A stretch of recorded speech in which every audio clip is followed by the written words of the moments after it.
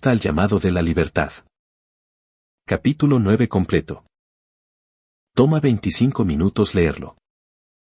Empecemos la lectura. La respuesta al llamado de la libertad. No podemos escapar a la responsabilidad de mañana evitando el hoy. Abraham Lincoln. Desde que Ruth y yo volamos desde Israel a El Cairo por sobre el desierto de Sinaí, me han impactado los 40 años que Israel pasó en ese pequeño pedazo de tierra. Qué corta era la distancia que atravesaría Moisés liderando a la comunidad de Israel. Y qué drástico resultó ser todo. La libertad estaba a su alrededor, pero nunca llegó a tocar sus corazones. Queremos volver a Egipto donde comíamos 3 veces al día y donde todos sabíamos que se esperaba de nosotros, clamaban. ¿Qué es todo esto? Las aventuras, las cosas inesperadas. Queremos volver a casa. Esta era la gente cuyos lamentos contra la esclavitud habían llegado a los oídos de Dios. Los mismos gritos por liberación surgen de muchos rincones del mundo hoy, a comienzos del siglo XXI. ¿Qué pasó con los milagros? ¿Por qué no respondes a mis oraciones como lo hacías antes? ¿Dónde está lo que me dabas gratuitamente? A pesar de que Dios envió a Moisés para que liderara a Israel en su camino hacia la liberación, la mente del pueblo estaba demasiado oprimida como para oír el grito de la libertad. Así que bailaron durante un tiempo y luego clamaron por regresar al yugo egipcio. Y murieron en el desierto sin herencia ni hogar. Pero no terminó allí la historia. Con la generación siguiente, después de la muerte de Josué, los hijos que Dios había criado para que entraran en Canaán malgastaron su herencia y abandonaron su hogar. ¿Por qué? Porque la libertad es cara. A menos que todas las generaciones sean entrenadas en la disciplina de la rectitud de Dios, las pruebas de la vida nos derrotarán y moriremos en el desierto en las arenas del dolor y la penuria. Nuestra generación en la iglesia de hoy ha clamado, recibido liberación y, en algunos casos, cruzado el Jordán, tomando posesión de la tierra prometida de Dios. Muchos han pasado de recibir milagro en el desierto a cargar la pesada responsabilidad de la libertad que exige Canaán. Tenemos hoy muchos más creyentes en la iglesia, con corazones circuncidados y siguiendo a Dios en Canaán, de lo que hubo en cualquier otra generación moderna. A menos que todas las generaciones sean entrenadas en la disciplina de la rectitud de Dios. Las pruebas de la vida nos derrotarán y moriremos en el desierto, en las arenas del dolor y la penuria. Para muchos de nosotros la gran enseñanza que nos trajeron los apóstoles del movimiento carismático, como Oral Roberts, Kenneth Hagin, R.W. Schambach y muchos otros, ha causado un gran impacto en nuestra vida. Vimos cuando se secó el maná. Y entonces nos dedicamos a la oración y el estudio, y seguimos avanzando. Sin embargo, hay miles de otros que siguen dando vueltas en las arenas del Sinaí, sin saber quiénes son de verdad, sin conocer la promesa que Dios les ha dado. Siguen queriendo asistir a reuniones de milagros y recibir todo lo que necesitan, con un movimiento de la mano y nada más. A causa de que malinterpretan sus responsabilidades en la libertad, quieren sentarse en la sala y enviar un regalo de amor por televisión, que cure su cuerpo enfermo y haga llegar dinero a sus manos. Quizá haya funcionado inmediatamente después de que Jesús salvó sus vidas y milagrosamente los llevó del otro lado del Mar Rojo. Pero ahora se preguntan por qué hace tanto calor en el desierto, y por qué se han detenido los milagros. Quiero dejarle lo que he descubierto a lo largo de muchos años de ministerio con respecto a las malas interpretaciones de la libertad que sostienen tanto el mundo como a la iglesia. Las ofrezco como revelación informada que le servirá para efectuar el cambio. En este capítulo examinaremos las malas interpretaciones con respecto a la libertad. Y en el capítulo final analizaremos una vez más las verdades de la libertad. Al comprometerse a una nueva era de estudio de la Biblia y recordar todo esto, tengo la esperanza de que le sirva como sabiduría disciplinada de Dios, que lo libre de la mano del opresor y le ayude a entrar en la tierra de la verdadera libertad. La libertad es cara. Cuando mudamos nuestra organización en las Bahamas al nuevo Ambassador Center, en la isla de Nassau, entramos en Canaán. Durante 15 años nos habíamos mudado, alquilando siempre, y ahora ocupábamos un edificio totalmente nuevo. Una vez allí nos preguntábamos cuándo terminarían los techos, y cuándo pondrían las baldosas en el piso. Había tierra y polvo en todas partes. Las ventanas estaban sucias y los ventiladores hacían ruido. También necesitábamos muebles, cortadoras de césped, tractores, lámparas, papel higiénico, agua, electricidad y teléfono. Ayuda, Dios, auxilio, gritábamos. Estábamos siendo circuncidados. El último espíritu de queja se estaba yendo de nuestros corazones. Dios quitaba el último recuerdo de Egipto y su esclavitud.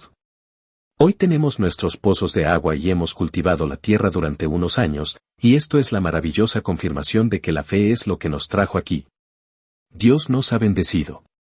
Estamos llegando al tercer mundo, a Norteamérica y a Europa, en un relámpago de entusiasmo. Pero todo esto jamás habría sucedido si no hubiéramos aprendido a cavar nuestros pozos de agua. Cuando leemos el libro de Jueces, vemos cómo volvió a instalarse en la mente del pueblo el viejo pensamiento de Egipto, y cómo se perdió la tierra. La responsabilidad de la libertad es algo que debemos cargar continuamente. Permítame recordarle que la libertad es cara. No es barata y debemos protegerla a toda costa. La gente clama por la libertad hoy en todo el mundo. Los países del tercer mundo han clamado por la libertad durante siglos. Muchos la han recibido. El colonialismo del Caribe se derrumbó en el siglo XX porque la gente clamaba que llegara a su fin. Mi país en las Bahamas fue uno de los que obtuvo la liberación. Pero cuando decimos que queremos la libertad, debemos saber qué es lo que pedimos. Responsabilidad. Así que debemos pensar en los principios de la libertad antes de pedirla. El costo y la dinámica de la libertad son principios claves para poder recibir la recompensa de esta. Cuando decimos que queremos libertad, decimos que queremos administrar nuestro talento. Sin embargo, hay poca gente que lo entiende, y hablo del mundo tanto como de la iglesia. Solía pensar que sabía qué es la libertad y, sin embargo, era justamente mi concepto de la libertad lo que me mantenía esclavo. Mis días del desierto, de tocar música y ganar bastante dinero con poco esfuerzo, me daban la impresión de que la libertad consistía de popularidad y éxito fácil.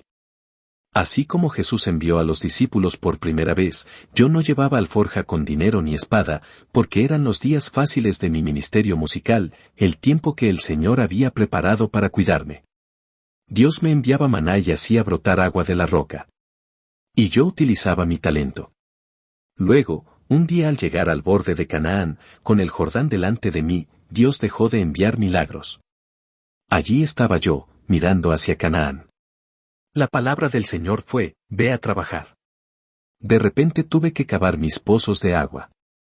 Me encontré organizando mi vida laboral, de estudio y espiritual, en jornadas de 17 horas de trabajo. Pero al entrar en la tierra prometida, y seguir obedeciendo la palabra de Dios, como siervo fiel, Él aumentó mis responsabilidades a medida que ganaba más terreno. La dinámica y el costo de libertad deben comprenderse como preparación para las recompensas de la libertad. El poseer la tierra prometida exige mucho de nosotros. Pero el trabajo se va cumpliendo en porciones, porque el precio de la libertad sigue sin pagarse en muchísimos casos. Si la mayoría de los oprimidos hubieran entendido de veras el precio de la libertad, antes de clamar por ella, quizá habrían mantenido la boca cerrada. ¿Por qué? Porque es más cómodo ser esclavo en Egipto. Cuando uno pasa al desierto, habrá pruebas y peligros que antes desconocía. Luego, cuando entra en Canaán, debe organizarse y ponerse a trabajar. Veamos algunas de las nociones erróneas respecto de la libertad, y luego pasemos a nuestra tarea. Nociones erróneas respecto a la libertad. En esta sección tan importante vaya a desafiar su percepción histórica de la libertad, y lo haré deliberadamente. ¿Por qué? Porque quiero desterrar sus conceptos erróneos al respecto, de manera tan irreparable que al terminar este libro, lo haga con un nuevo entendimiento acerca de por qué los olores y pensamientos de esclavo que recuerdan a Egipto, mantuvieron a tantos cautivos en el Sinaí. Quiero que abandone el camino que no lleva a ninguna parte, quiero que retome el camino a casa. Al examinarse a sí mismo, por medio de este conocimiento, deseo que le pida ayuda al Espíritu Santo para que dé vuelta su vida. Es tiempo de ponerse el sombrero del administrador, de hurgar y buscar sus talentos ocultos, de comenzar a utilizarlos y comenzar a caminar hacia Jericó. Ya no de más vueltas en el desierto. Basta de arena. La libertad es la ausencia de leyes y restricciones. Primero, hay gente que dice que la libertad es la ausencia de leyes y restricciones. No quieren leyes, solo quieren ser libres. No quiero que me digan qué hacer, se quejan. No me impongan límites ni restricciones. No hay libertad sin ley. Un adolescente de 16 años se acerca a sus padres y les dice, basta ya, no controlarán mi vida. Soy lo suficientemente grande y me voy de casa. Estoy cansado de que me digan qué hacer. Empacaré y me iré. Quiero mi libertad. Su madre llora mientras el necio joven sigue protestando. Él piensa que la madre llora porque no quiere que se vaya de casa y por eso es tonto. Ella no llora por eso. De hecho, le gustaría que se fuera si es eso lo que él quiere en verdad. Lo que le causa pena es el hecho de que esto es lo mismo que le dijo ella a su madre. Y por eso sabe que a los 16 años no sabrá administrar su hogar. A esa edad no sabe lo que es pagar cuentas ni criar hijos. Le gustaría ahorrarle la pena.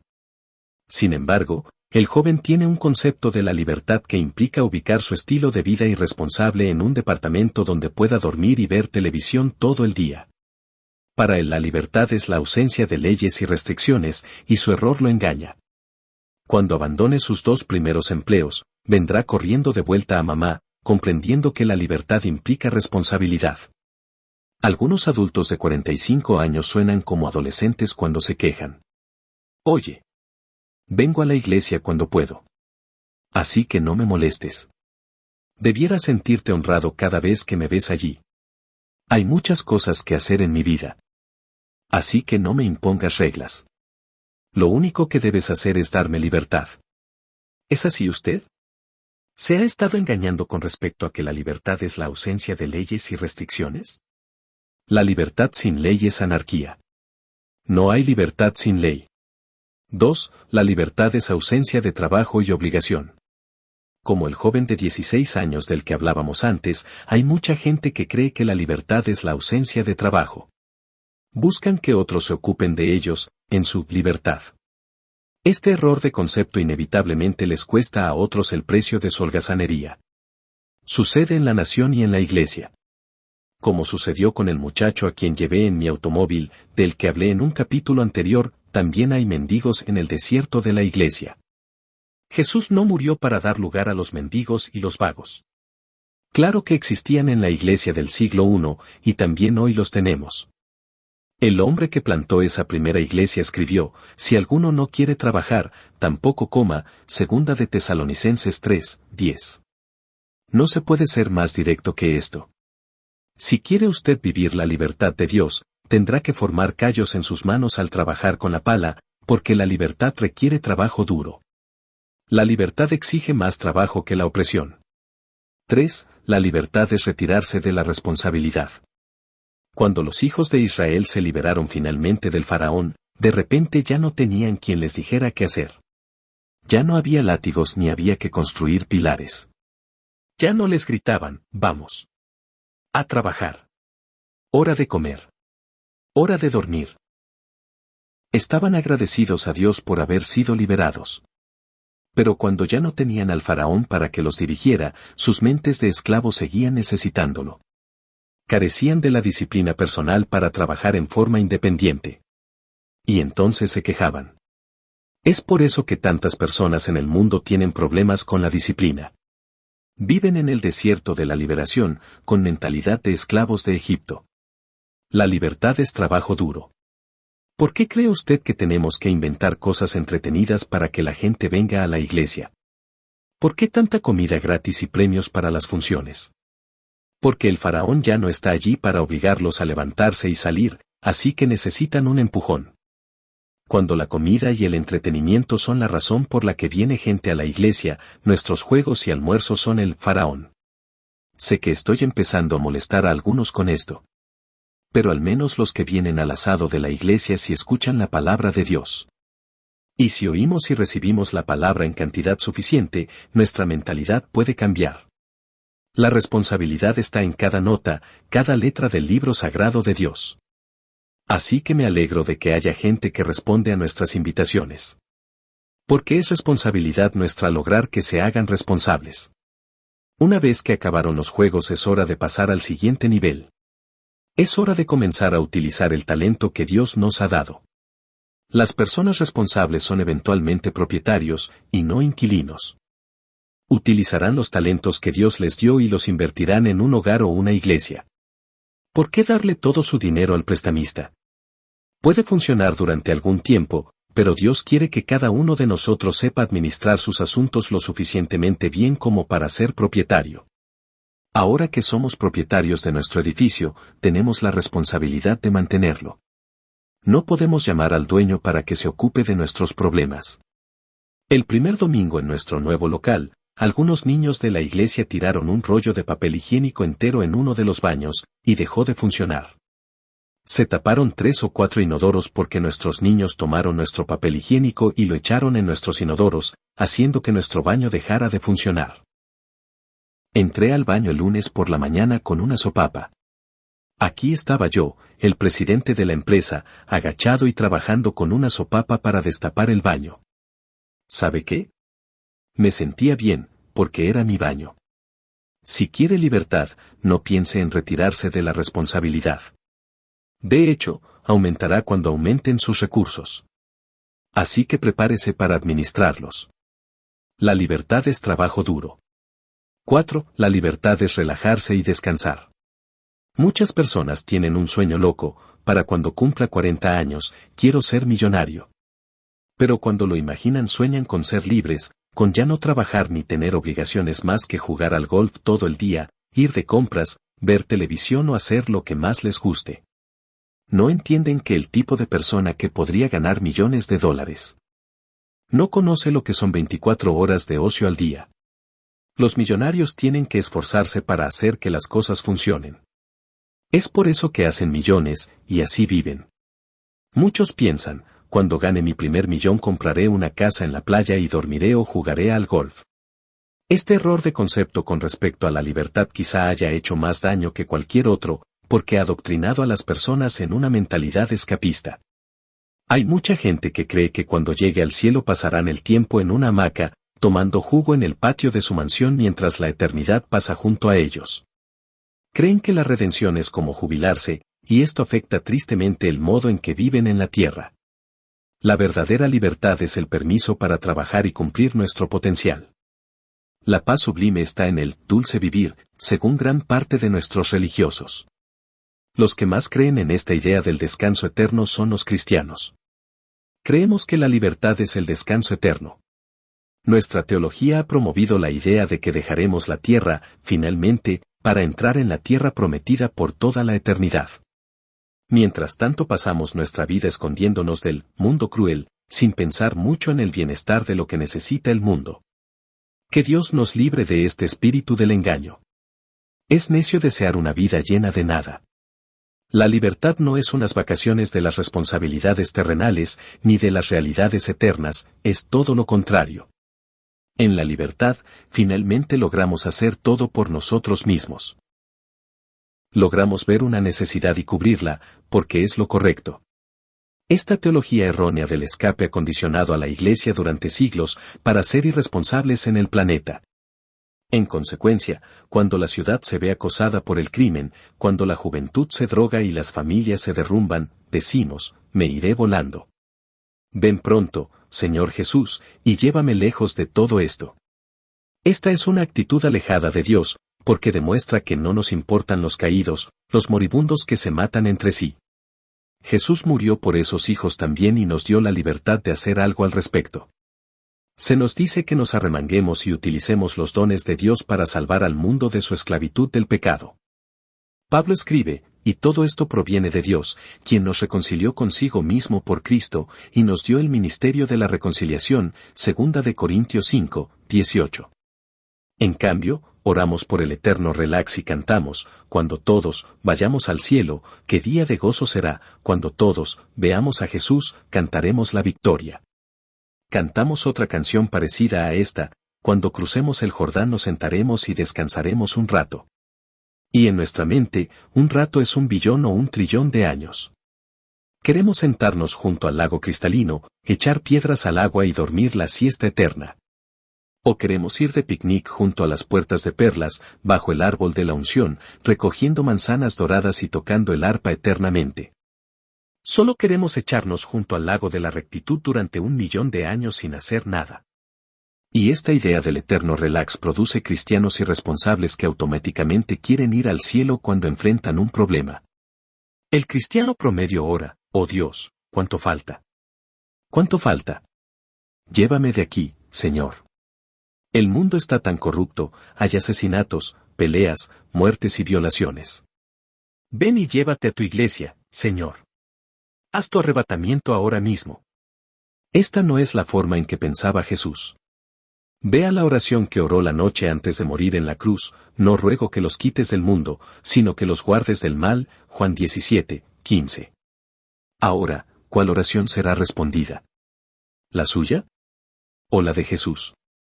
¿Cuál de las dos ideas de libertad honrará a Dios? Es que Dios no nos mudará a ninguna parte cuando las cosas se pongan difíciles, excepto hacia la batalla. Puede usted correr y esconderse, pero Él siempre elegirá seguir hacia adelante, hacia la prueba, hacia Jericó. Así que no vamos a ninguna parte para quitarnos los zapatos, tirarnos sobre un sofá celestial y cubrirnos la cabeza con el periódico.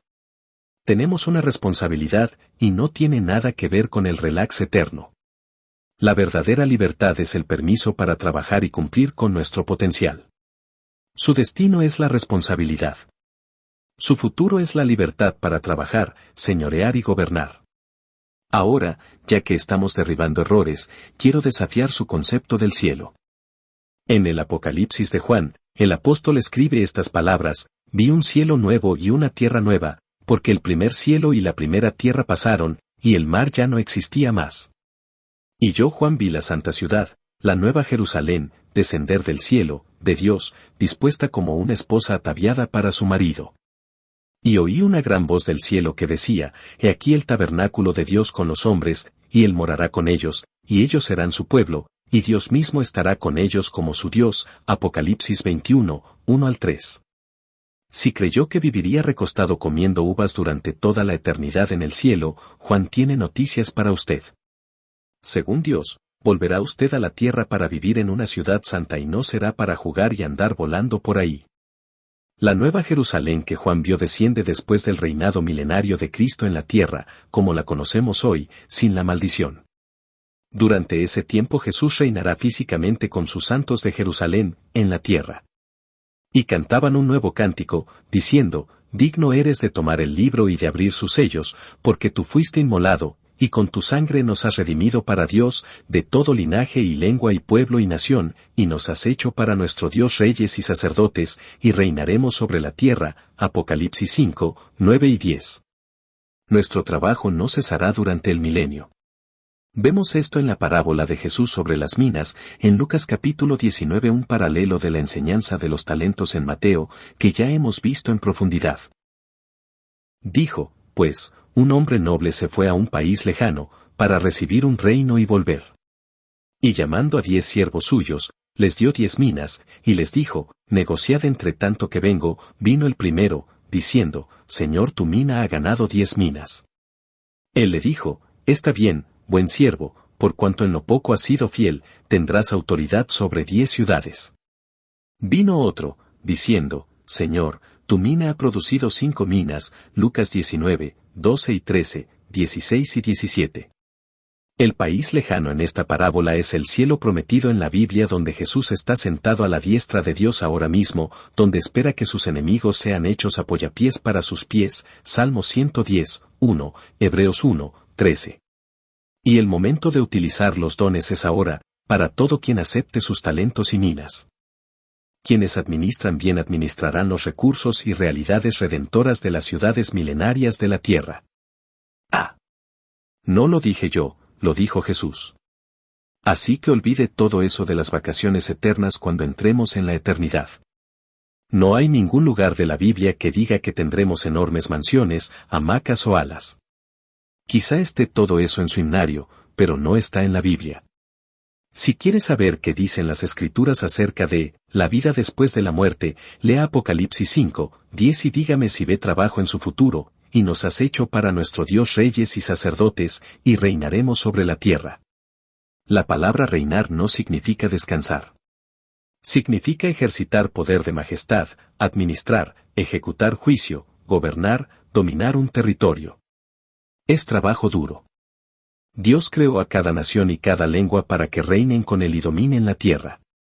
Así que mejor acostúmbrese a ello aquí y ahora, porque lo hará por siempre. Su destino es la responsabilidad, su futuro es la libertad para trabajar, para dominar y gobernar. 5. La libertad es liberación del control externo. El quinto error de concepto respecto de la libertad habla del tipo de pensamiento rebelde que todos hemos tenido que enfrentar desde la caída de Adán. Como todas las personas creen que son libres cuando nadie los controla, desean ser más libres aún del control externo. Quiere decir que no quieren saber nada con empleadores, pastores, presidentes, quien fuere. Necesito enfatizar la palabra externo cuando hablo de este tipo de control. Dios en realidad quiso que Adán fuera libre en su propia libertad del control externo. Pero Adán no administró su libertad. No era lo suficientemente maduro como para administrarla, y tampoco lo somos nosotros. Para muchos, la libertad es que los dejen tranquilos para poder hacer lo que quieran, cuando quiera, sin tener que rendir cuentas ante nadie. Esto no es libertad, es anarquía.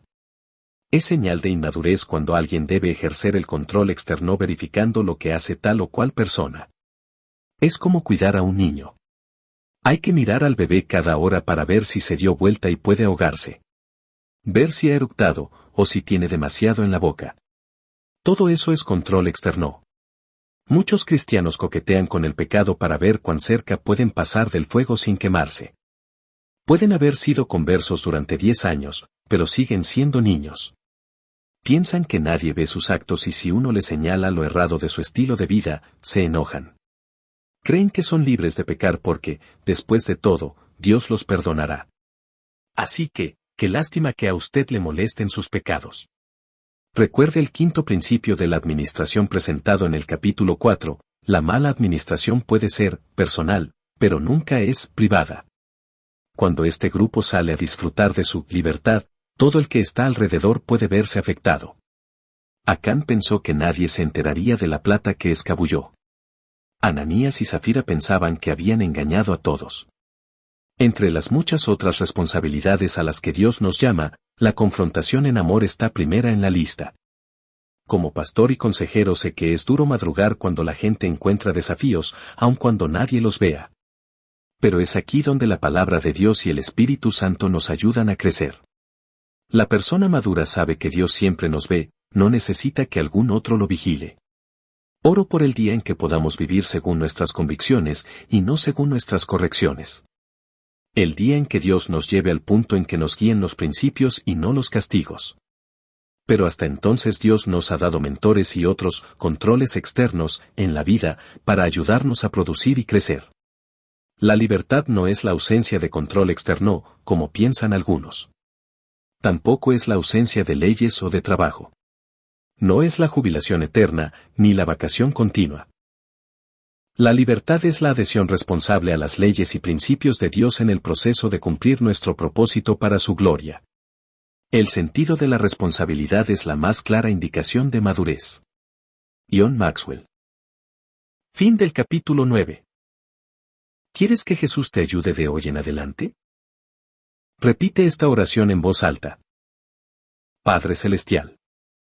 Yo reconozco que soy un pecador, y que mi pecado me separa de ti. Hoy creo con mi corazón y confieso con mi boca que Jesús es el Hijo de Dios. Que Él murió por mí en la cruz, y que Dios el Padre lo resucitó de entre los muertos. Te pido perdón y me arrepiento de todos mis pecados. Renuncio a todo pacto con el mundo, con la carne y con el diablo. Y hago un pacto nuevo contigo, Jesús, para amarte y servirte cada día de mi vida. Jesús, entra a mi corazón y cambia mi vida.